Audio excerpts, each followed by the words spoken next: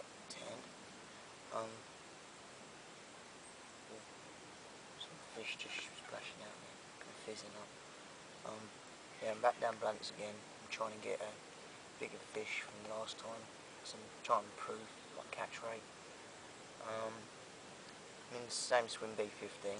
I think it's a good swim because you cover a lot of water in the lake. You've got two pushes on the left hand side of your left and right. And you've got one straight ahead, and you've got a big bit of open water you can work with if you're not having nothing in the margins. I'm using the same boilie. I'm trying two different rigs now. On my right hand rod, I've got a single boilie. On my left one, I've got a snowman just tipped off with a coconut sweet. I think these methods work well. Apart from that, it's trying to catch some fish. It's just gone 8, probably about 8 now. So it's working on to bite time. Fish are still fizzing out there, so it's a good sign. It's a bit like when I came down, last week. Fish were crazy. They're fizzing everywhere. All the silty, all the weird bits coming up. So the fish are obviously having it, looking for food. So we just have to just play the waiting game. If I don't have nothing on my margin rods, I might just move both of them out in open water. Just put a bit of boilies out there, so fish just can root around. So I can leave them spots. For example, I can fish them later on. So for example, if fish turn up, scruff the area up, then I've got another chance for a bite. So they get confident. Then you can just cast your rig out, put a bit more bait out, and you should get it on quite quickly. So yeah, that's worth a try. But yeah, so it's looking good. It's cloudy, supposed to be cloudy day up to 23 degrees. Blowing southwesterly, I think. It's going down the other end of the lake. So there's a new wind. So I'm just looking for that edgy bite quickly, then I'll work the swim and hopefully catch a few more. And yeah, I talked about last week as well. Well, I came down here twice in a row. I had 16 fish in a few hours on that pouring rain day where Southend got flooded. So I came down, so there was no one on the lake, there's about 3 people. And Chris was down with his dad on a guest ticket, and they had a few fish out, and I had a few fish out on the other end of the lake, just come peeking off into the, it's like loads of leaves on the water, so I was casting into them with a few boilies. Now the fish just flash, it's looking good. Oh, fish just moved down there as well. So it's a good sign for a bite soon, so fingers crossed. Yeah, so I had 16 fish out. In the video you saw, I had 6 fish out, I think. So it wasn't a bad session overall. I didn't do an ending because it got dark so quickly. I didn't have time to do it. So yeah, but back down here again, enjoying it. So hope to catch some fish for you, and hopefully one of the big ones I'm trying to catch will turn up. So yeah.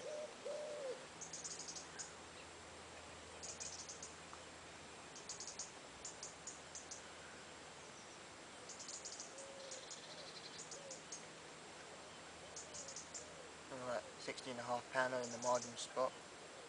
Good old crafty capture, and show a bit of trickery in a bit.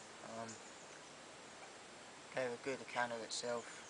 Let's get it back, and hopefully we can get a few more. Good start the session. And then after that fish, I should just show you a bit of an update. Bite time now, so yeah. Right, I'm going to talk about the rigs I've been using on this type of venue. I use medium rigs, long rigs and short rigs in different sorts of situations. I've got a medium sized rig today on my left hand rod because I'm trying to, because they're not feeding as hard as they was, and also I'm fishing quite tight, so like a PVA barrack style but not, so it's just scattered over the top like that, a few chops. So I'm fishing one with just a bit of pink. So I've got coconut GLM just with a bit of pink corn topped up.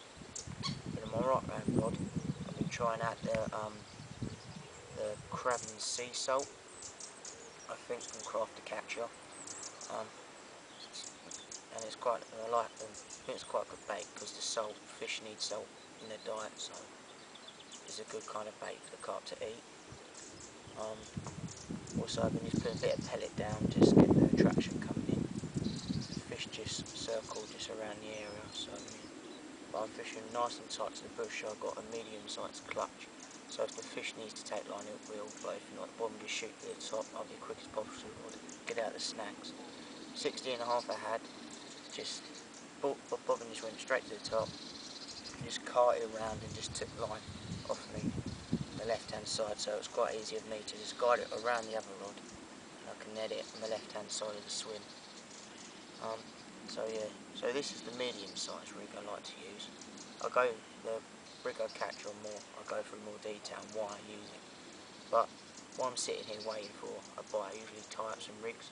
This is the one I just tied up, where I've got this size 8 Y-gate hook with one bore lead. Gravel. This is gravel brown because it's quite a gravelly spot where I'm fishing down there.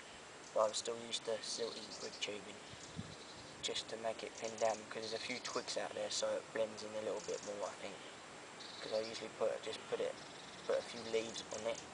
Bit of trickery I do as well, where I've got some like dead leaves, just stick them on with a bit of glue so it's a bit more camouflage. But the other was just because it's a plain gravel, just put a gravel leader on with an inline lead 3 ounce. I always like using the heavy inlines because I think when the fish pick up the bait and the hook goes in the mouth, the heavier lead is the hook digs in more, so when the fish pick up the hook bait and heavy lead, it will go in more. I think lighter leads you lead more fish, but that's just my opinion. You might have a different opinion to me. But while I'm sitting here, I always have, this is my rig bin, always have these rigs tied out. Always have some rigs tied, so if I get like a rum and the hook's blunt, I usually sharpen it. If not, I change different rig because the fish might get used to that one rig. So example, I thought I'm going to catch 3 fish on that rod, on my right hand rod, on short hook lengths. I'll go shorter or a little bit longer, but I probably usually go short because I'm fishing in a tight spot, so I don't want the fish taking me in the snag and losing the fish, and that's what I don't want to happen. I just want to get that fish to take in the lead, swim away from the margin, so I can plan that in open water, so it's much easier so you can land that fish.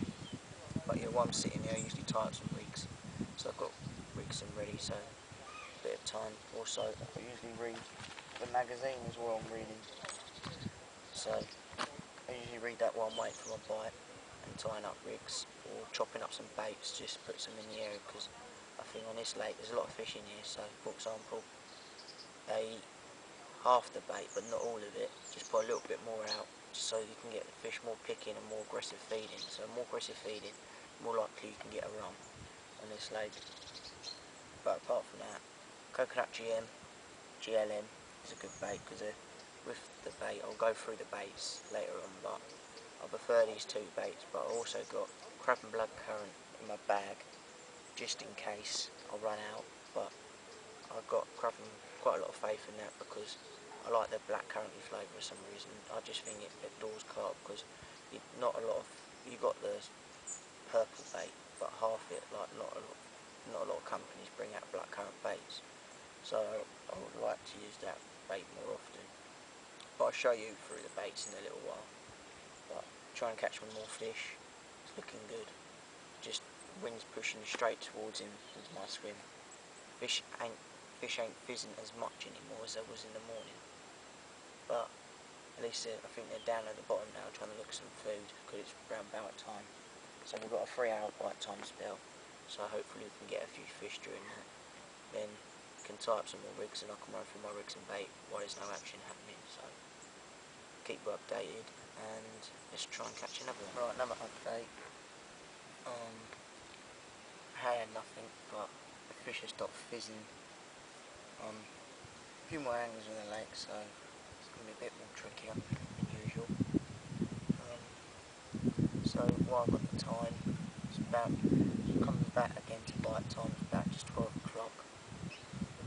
I decided in the end I was judging putting a both in the margins, but I'm keeping my right hand in the margins, and I've found a spot out in the middle of the open water. There's a lot of people fish the margins, so the fish might be moving out. So I put a bit of bait out there using the throwing stick. And I'm going to talk through the baits, what kind of rig I fish. So the baits I've got today, crafty catcher, are crab meat and sea salt. One of my favourites, crab blackcurrant. Also, coconut GLM, what did the business last time I was here. It's a good bait with the crafty catcher, because they're like, this is coconut GLM. It's got the coconut bit is white, and you've got GLM is the brownie colour. So I've used them baits to put out, so I put a mixture, so I've got crab meat and salt and the coconut GLM all in the scattered area. My preferred bait is the crab and black currant, so that's on the hair. Now I'll tell you the rig and how to fish it. I've got my rig pin, so I've got already made it up.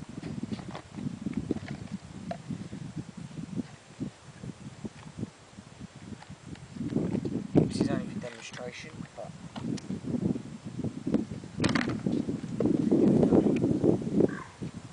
so firstly I strip off 12 inches of the braid, so it's quite long, so you've got the swivel. I'm using inline lead, so it just swivel. I just for the pliers, so just put in the pliers so it's harder for the fish to discharge that hook.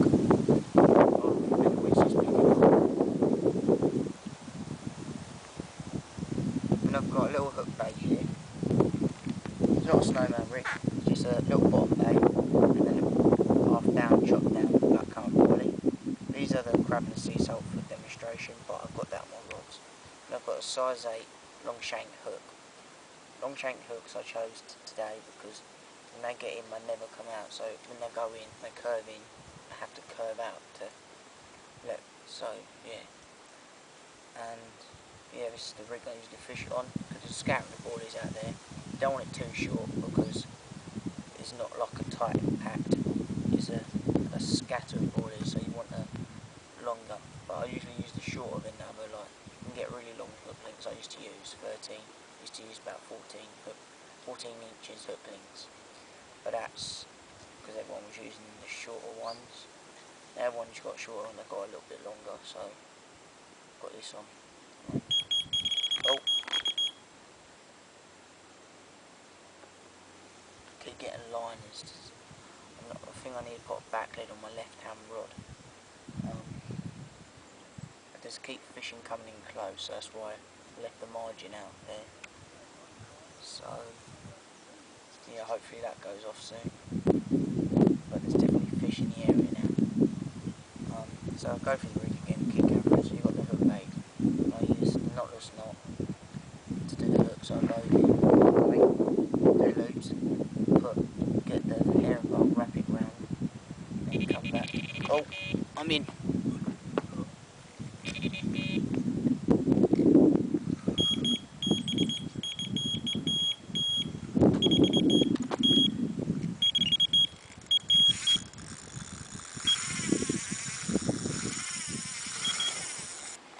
Right.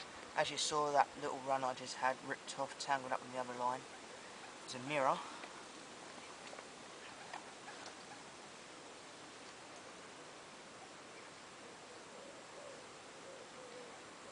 Weighing 19.5 pounds, caught on the coconut GLM. As it says in the crafty catcher bag, you catch carp just like me. You follow my steps and blunt. Let's get this one back, see if we can get even a bigger one, hopefully.